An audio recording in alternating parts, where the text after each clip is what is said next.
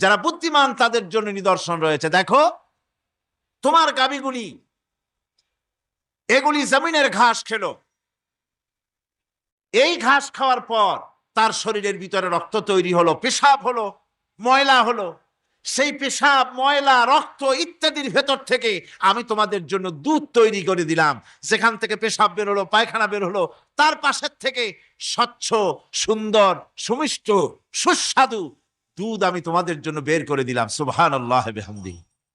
দেখুন এই দুধ আল্লাহ পাক তৈরি করলেন। কাগজ তৈরি হয় যে মিল, কলকারখানায়, পেপার মিল, আপনারা যদি কোনো পেপার মিলে জানতো যে দেখবেন কাগজ তৈরি হয় গাছ দিয়ে। এই গাছগুলি মিলের মধ্যে, মেশিনের মধ্যে ঢুকানো হয়। মেশিনের ভিতরে গাছটা ঢুকে মেশিনের তাপে, বৈদ্যুতিক তাপে এই গাছগুলি গলে যায়, পানি হয়ে যায়। তারপরে ছাকনা থাকে, নেট থাকে, কয়েকটা নেট থাকে। সেই ছাকনাগুলির ভিতর থেকে ছেঁকে এরপরে সেই পানিটা চলে আসে প্লেটের উপরে, এসে আস্তে আস্তে শক্ত হতে হতে সেটা কাগজে পরিণত হয়ে যায়। পানিটা আস্তে আস্তে কাগজে পরিণত হয়ে যায়। তো এই কাগজ তৈরি করতে গিয়ে কাগজটা থেকে যে ছাকনাগুলি দেওয়া হলো, নেট দেওয়া হলো, যাতে করে কোনো আবর্জনা না যায়, সেজন্য এতগুলি নেট সিস্টেম আছে, এতগুলি ছাকনার সিস্টেম আছে। কিন্তু তারপরেও এত সাবধানতা সত্ত্বেও আমরা দেখি কাগজে লিখতে গেলে কাগজের মধ্যে নিপের সাথে অ্যাক্সিডেন্ট হয়ে যায়, এ ধরনের আবর্জনা কাগজের মধ্যে দুই একটা থেকে যায়। অনেক কাগজের মধ্যে এরকম পাওয়া যায়, যায় কিনা ভাই?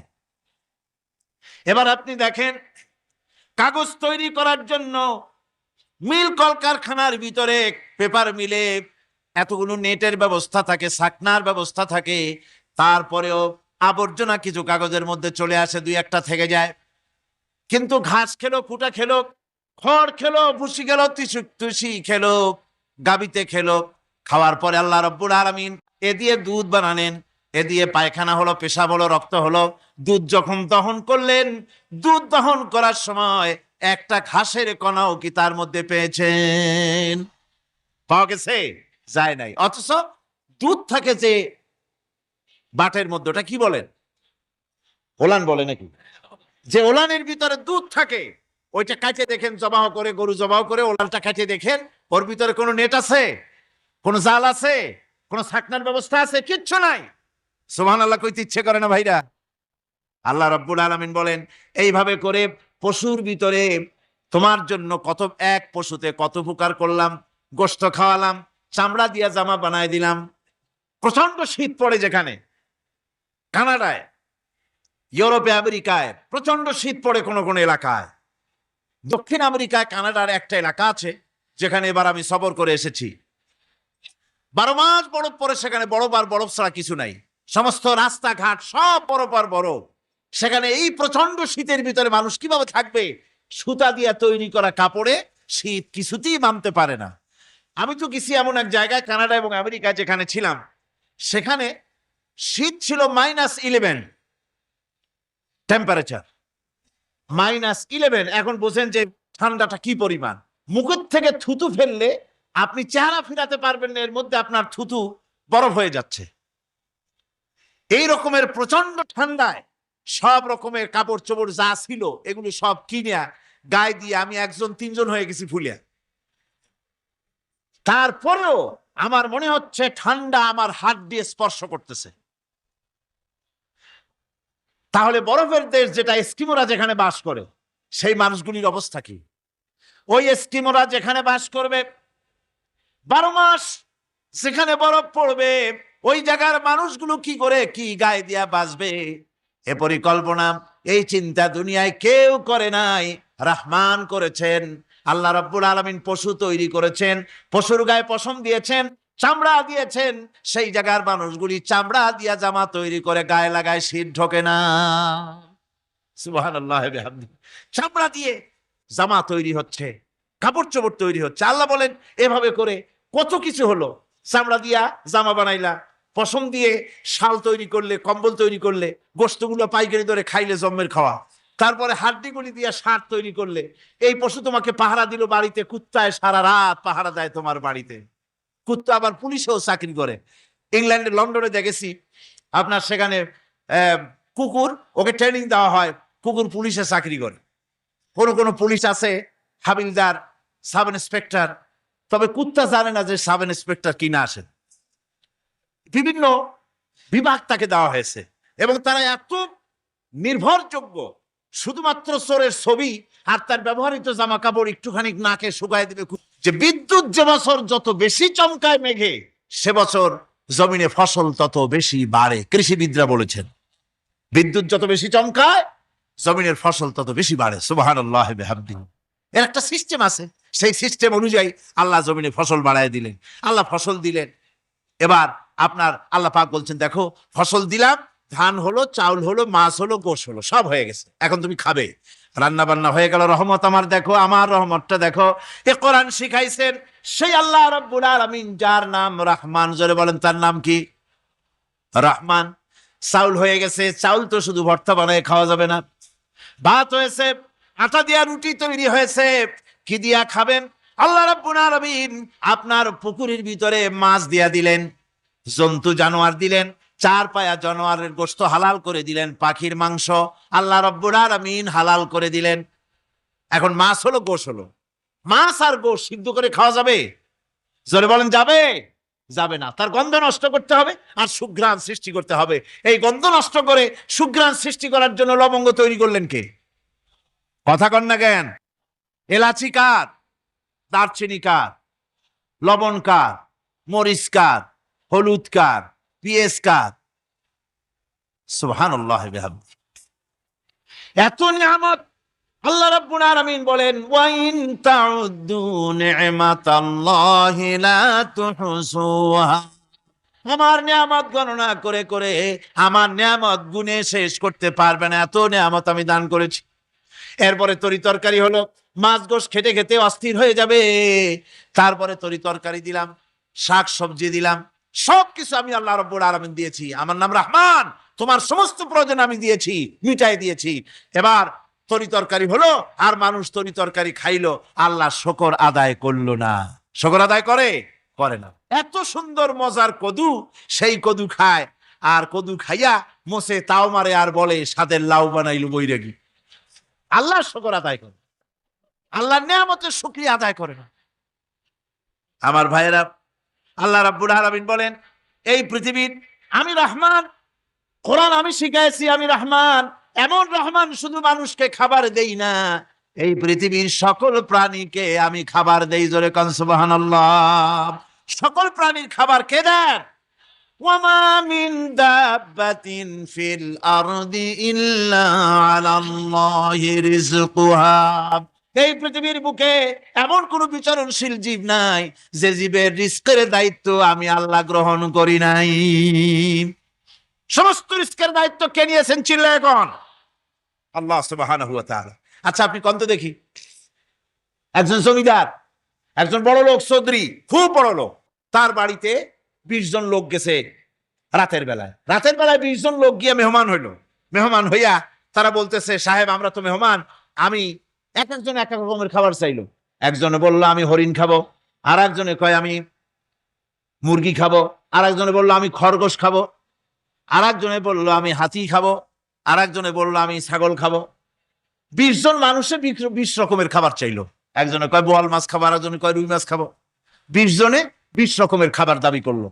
বলেন জমিদার তো বাড়ির ধারে, জমিদারের বাপ, সেও কি পারবে 20 জনকে 20 রকমের খাবার পরিবেশন করতে? কোন প্রস্তুতি ছাড়া পারবে? পারবে। কোন প্রস্তুতি ছাড়া, কোন প্রস্তুতি ছাড়া জমিদার হোক রাজা বাদশাহ হোক 20 জন মানুষের খাবার 20 রকমের দিতে পারে না। আর আল্লাহ এমন রহমান, এই পৃথিবীর লক্ষ কোটি কোটি জাতির প্রাণীকে কোটি কোটি রকমের খাবার আল্লাহ রাব্বুল আলামিন পরিবেশন করতেছেন। সাপের খাবার একরকম, ব্যাঙের খাবার আর এক রকম। ব্যাঙে যা খায় সাপে তা খায় না, সাপে যা খায় ব্যাঙে তা খায় না। হাতির খাবার, গন্ডারের খাবার, ভল্লুকের খাবার, বাঘের খাবার, সিংহের খাবার, মানুষের খাবার, ছাগলের খাবার, মুরগির খাবার, মশার খাবার, সারপোকার খাবার, সমস্ত খাবার ভিন্ন ভিন্ন।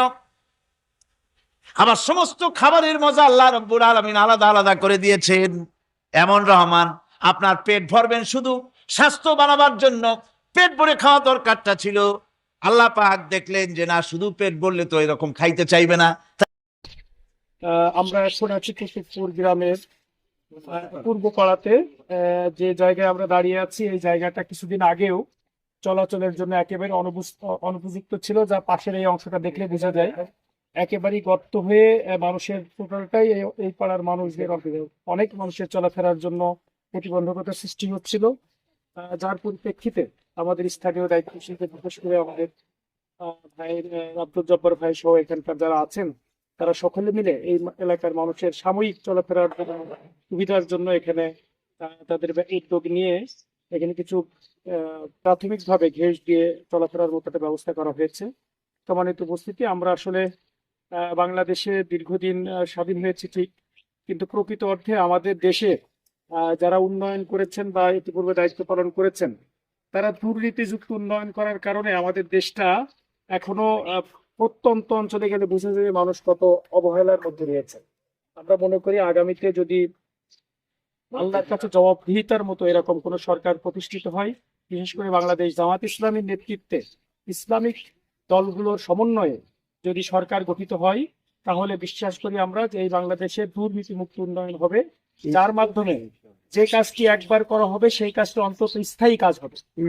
কারণ আমরা সকলেই জানি যে আমাদের দেশে যে কাজ, রাস্তাঘাটের কাজ হয়, পুল কাঠভাটের কাজ হয়, বিল্ডিং এর কাজ হয়, তার প্রায় 70% টাকাই লোকজনের পকেটে চলে যায়।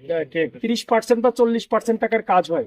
এই টাকার কাজগুলো দিয়ে যদি প্রকৃত অর্থে কাজগুলো আমরা বুঝে পেতাম, তাহলে আমাদের যে রাস্তা একবার হইতো সে রাস্তা অন্তত 30 বছর 50 বছর স্থায়ী হইতো। আমরা আগামীতে ইনশাল্লাহ এরকম জবাবদিহিতামূলক একটা সরকার প্রতিষ্ঠা করব, যেখানে একেবারে এমপি থেকে শুরু করে ইউনিয়নের পরিষদের মেম্বার পর্যন্ত সবাই কাজ করবে জবাবদিহিতার মধ্যে থেকে। দিতে পারবে না সে তার পদ থেকে বিতাড়িত হবে। ওই রকমের একটা করব, জনগণের কাছে জবাব দিতে বাধ্য থাকবে। এই রকমের একটা ন্যায় ইনসাফপূর্ণ সমাজ আমরা করতে চাই। আমরা আশা করি এদেশের মানুষ যে সুযোগ পেয়েছে সেই সুযোগকে কাজে লাগিয়ে আগামীতে ইসলামিক সমমনা দলগুলোর নিয়ে যে একটি সরকার গঠনের জন্য চেষ্টা চলছে বাংলাদেশ জামাত ইসলামীর নেতৃত্বে, তার সকলেই সেদিকে সমর্থন দেবেন এবং একটি সুন্দর টেকসই উন্নয়নের জন্য, টেকসই উন্নতির জন্য বাংলাদেশকে সবাই এগিয়ে নিতে চেষ্টা করবেন। সকলেই ভালো থাকবেন। আমরা আমাদের সাধ্যমতো প্রচেষ্টার মধ্যে থেকে আমাদের ভাইরা যেটা করেছেন, এইটুকু আরেকটু কিভাবে ডেভেলপ করা যায় সেটার ব্যাপারে আমাদের ভাইরা দেখবেন। আমরা আমাদের জায়গা থেকে ব্যক্তিগত পর্যায়ে যতটুকু পারা যায় সে ব্যাপারে সহযোগিতা করব। আর বাকি রাষ্ট্রীয়ভাবে এইগুলোকে কিভাবে আরো ভালো করা যায় সে ব্যাপারেও আমরা প্রশাসনের দৃষ্টি আকর্ষণ করছি এবং করব। এই বিষয়টা নিয়ে আমরা সদর থানার যে ইউনো আছেন তার সাথে আমরা কথা বলে যাতে এই যে প্রাথমিক চলার জন্য এই রাস্তার ব্যাপারটা যদি হয় সেটার ব্যাপারে আমরা কার্যকরী উদ্যোগ নেব ইনশাআল্লাহ। এই ব্যাপারে আমাদের দায়িত্বশীলরা সহ আপনারা যারা এলাকার আছেন তারা পাশে থাকবেন ইনশাআল্লাহ। আজকালের মধ্যে আমরা এই ব্যাপারে নিয়ে ওনার সাথে কথা বলবো। সবাই ভালো থাকবেন, দোয়া করবেন। আসসালামু আলাইকুম। ভাই, আলমডাঙ্গা উপজেলার নাগদে ইউনিয়নের ভেদামারি গ্রাম যেন গ্রাম বাংলার নীরব সৌন্দর্য আর পরিশ্রমী মানুষের গল্প। আসসালামু আলাইকুম ও রহমতুল্লাহ। আমি এমএইচ ফারজানা। তো অনেকেই কমেন্ট করেছিলেন ভেদামারি গ্রামটি ঘুরে দেখানোর জন্য, তো আজ আপনাদের ঘুরে দেখাবো ভেদামারি গ্রামের কিছুটা অংশ। চুয়াডাঙ্গা জেলার আলমডাঙ্গা উপজেলার নাগদা ইউনিয়নের অন্তর্গত একটি ছোট্ট গ্রাম হলো ভেদামারি গ্রাম। শহরের কোলাহল থেকে একটু দূরে সবুজ প্রকৃতির মাঝে গড়ে ওঠা এই গ্রামটি এখনো বহন করে চলেছে গ্রাম বাংলার চিরচেনা রূপ, শান্ত পরিবেশ ও মানুষের আন্তরিকতা। গ্রামে ঢুকলেই চোখে পড়ে পাকা রাস্তা, দুপাশে সারি সারি গাছ, দূরে বিস্তীর্ণ মাঠ আর আকাশ জুড়ে পাখির ওড়াউড়ি। সকালে সূর্যের আলো আর বিকেলে মৃদু হাওয়ার ছোঁয়ায় ভেদামারি যেন প্রকৃতির এক শান্ত আশ্রয়স্থল হয়ে ওঠে। এখানকার পরিবেশ এতটাই নির্মল যে শহরের ব্যস্ততা ভুলে মানুষ সহজেই একটু প্রশান্তি খুঁজে পায়। এই গ্রামের মানুষের প্রধান জীবিকা কৃষি। ধান, গম, ভুট্টা, সরিষা, শাকসবজি সবই উৎপন্ন হয় এই গ্রামের উর্বর জমিতে। শীত মৌসুমে মাঠ জুড়ে সবুজ ফসলের সমারোহ আর বর্ষায় ধান ক্ষেতের ঢেউ গ্রামটিকে করে তোলে আরো জীবন্ত। ভোর হলেই কৃষকেরা মাঠে নেমে পড়েন, কেউ লাঙল ধরেন, কেউ সেচ দেন, কেউ বা ফসল তোলার প্রস্তুতি নেন। পরিশ্রমী যেন এখানকার মানুষের মূল শক্তি। অনেকেই আবার কৃষির পাশাপাশি ছোট ব্যবসা, দিনমজুরি কিংবা প্রবাসে কাজ করে পারিবারিক হাল ধরছেন। ধর্মীয় উৎসব, ঈদ, মিলাদ মাহফিল কিংবা সামাজিক অনুষ্ঠানগুলোতে গ্রামবাসী একসাথে মিলিত হন। সুখ দুঃখে একে অপরের পাশে দাঁড়ানোই এখানকার মানুষের সবচেয়ে বড় পরিচয়। আধুনিকতার ছোঁয়া লাগলেও ভেদামারি আজও ধরে রেখেছে গ্রাম বাংলার আসল আত্মা।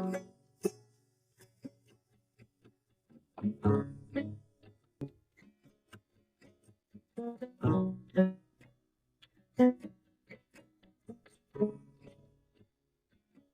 আজকের ভিডিও আপনাদের কাছে কেমন লাগলো তা অবশ্যই কমেন্টে জানাবেন। আর ভিডিও সম্পর্কে কোনো প্রশ্ন বা মতামত থাকলে সেগুলো আমাদের জানাতে পারেন। দেখা হবে নতুন কোনো ভিডিওতে, সে পর্যন্ত সবাই ভালো থাকবেন। হার্দিগ্রাম নামটি শুনলে যেন চোখের সামনে ভেসে ওঠে সবুজ মাঠ, মাটির গন্ধ, কাঁচা পাকা রাস্তার পাশে ছায়া ঘেরা গাছপালা আর সহজ সরল মানুষের জীবনচিত্র। আসসালামু আলাইকুম ও রহমতুল্লাহ। আমি ফারজানা। তো অনেকেই কমেন্ট করেছিলেন হার্দি গ্রামটি ঘুরে দেখানোর জন্য। তো আজ আপনাদের ঘুরে দেখাবো হার্দি গ্রামের কিছুটা অংশ। আলমডাঙ্গা উপজেলার হার্দি গ্রাম যেন সময়ের স্রোতে ধীরে হাঁটা এক নীরব প্রতীক। এখানে নেই শহরের কোলাহল, নেই ব্যস্ততার চাপে হারিয়ে যাওয়া মানুষ। আধুনিকতার ছোঁয়া লাগলেও হার্দি গ্রাম আজও ধরে রেখেছে গ্রাম বাংলার চিরায়ত সৌন্দর্য ও ঐতিহ্য।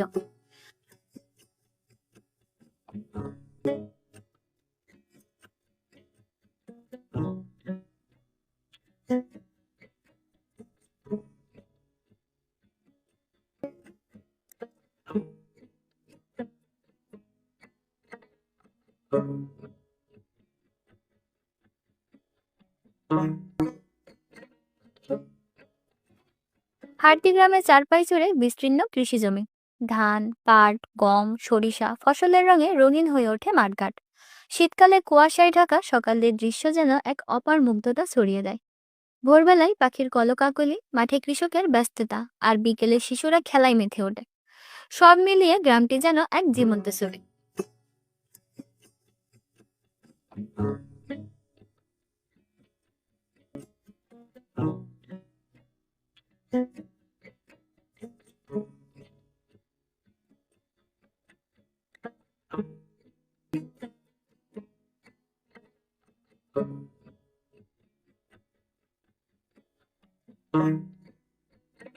হার্দি গ্রামে রয়েছে প্রাথমিক শিক্ষা ব্যবস্থার সুযোগ। গ্রামের শিশু কিশোররা নিয়মিত বিদ্যালয়ে যান। শিক্ষার আলো ছড়িয়ে দিতে শিক্ষকরা নিরলসভাবে কাজ করে যাচ্ছেন। এছাড়া গ্রামে রয়েছে মসজিদ ও সামাজিক মিলন কেন্দ্র, যেখানে ধর্মীয় ও সামাজিক কার্যক্রম পালিত হয়। বিভিন্ন উৎসব ও ধর্মীয় দিনে পুরো গ্রাম এক পরিবারের মতো একসাথে আনন্দ উপভোগ করে।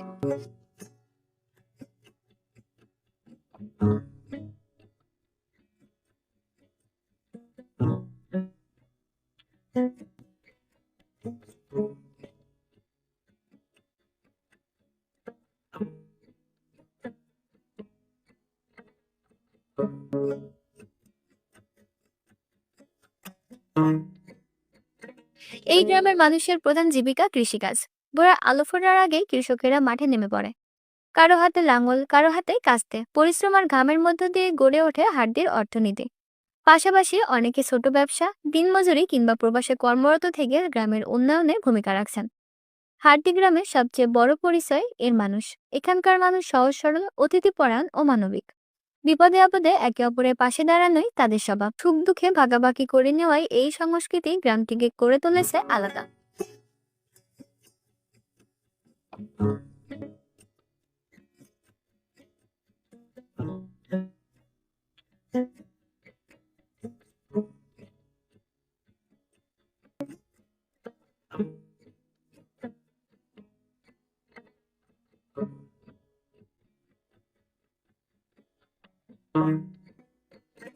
সময় বদলাচ্ছে, বদলাচ্ছে হার্দিও। উন্নত সড়ক, যোগাযোগ ব্যবস্থা ও শিক্ষার প্রসারের মাধ্যমে গ্রামটি ধীরে ধীরে এগিয়ে যাচ্ছে আধুনিকতার পথে। তবে এখনো হার্দি তার মাটির গন্ধ, শেকড়ের টান আর গ্রাম বাংলার সৌন্দর্য ধরে রেখেছে।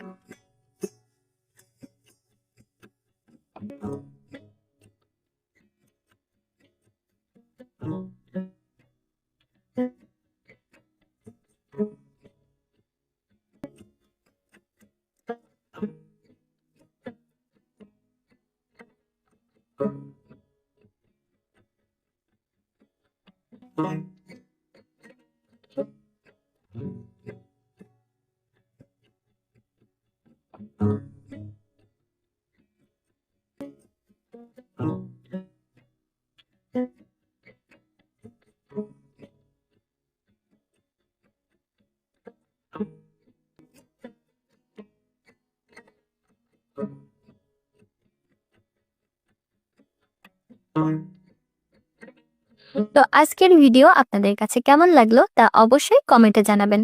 আর ভিডিও সম্পর্কে কোনো প্রশ্ন বা মতামত থাকলে সেগুলো আমাদের জানাতে পারেন। দেখা হবে নতুন কোনো ভিডিওতে, সে পর্যন্ত সবাই ভালো থাকবেন। আসসালামু আলাইকুম ওয়া রাহমাতুল্লাহ।